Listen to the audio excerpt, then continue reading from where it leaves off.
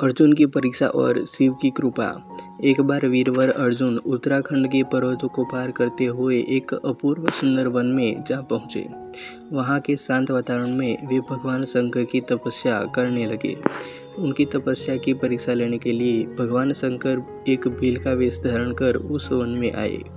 वहाँ पर आने पर भील रूपी शिव जी ने देखा कि एक दैत्य शुकर का रूप धारण कर तपस्यारत अर्जुन की घात में है।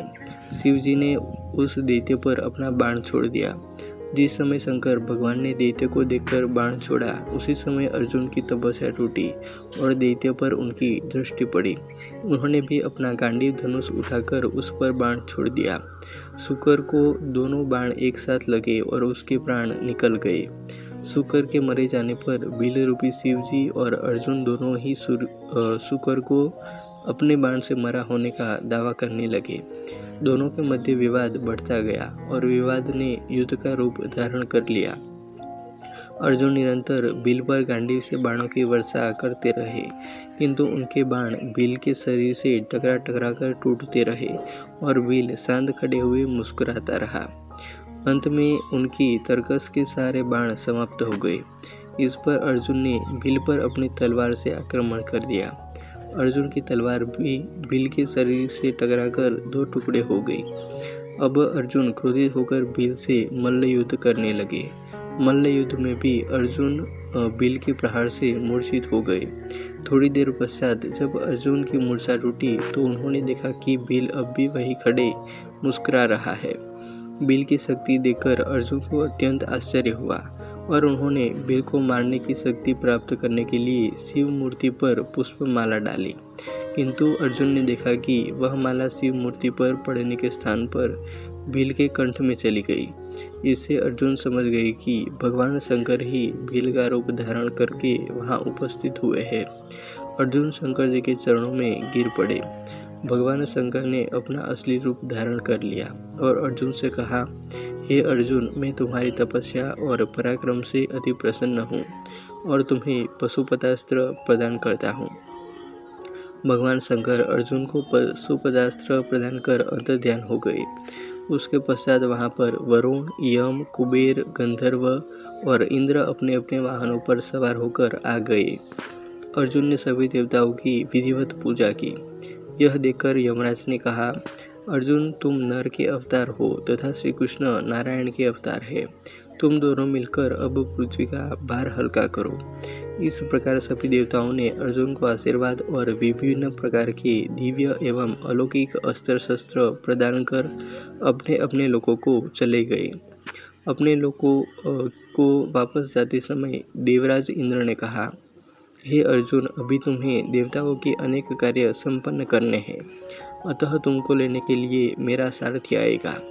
इसलिए अर्जुन उसी वन में रहकर प्रतीक्षा करने लगे। कुछ काल पश्चात उन्हें लेने के लिए इंद्र के सारथी मातली वहां पहुंचे और अर्जुन को विमान में बिठाकर देवराज की नगरी अमरावती ले गए। इंद्र के पास पहुंचकर अर्जुन ने उन्हें प्रणाम किया।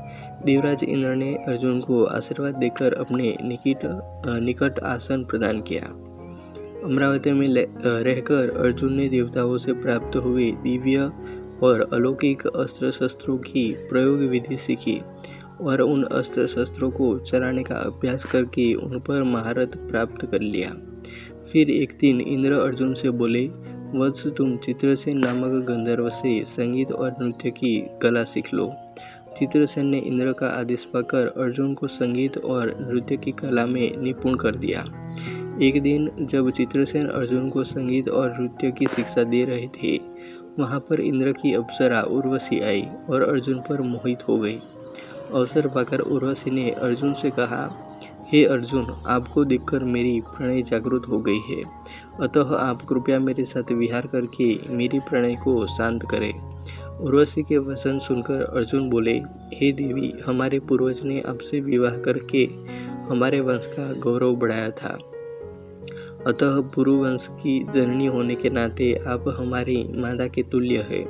देवी, मैं आपको प्रणाम करता हूँ। अर्जुन की बातों से उर्वशी के मन में बड़ा क्षोभ उत्पन्न हुआ और उसने अर्जुन से कहा, तुमने नपुंसकों जैसे वचन कहे हैं, अतः मैं तुम्हें शाप देती हूँ कि तुम 1 वर्ष तक पुंसत्वहीन रहोगे।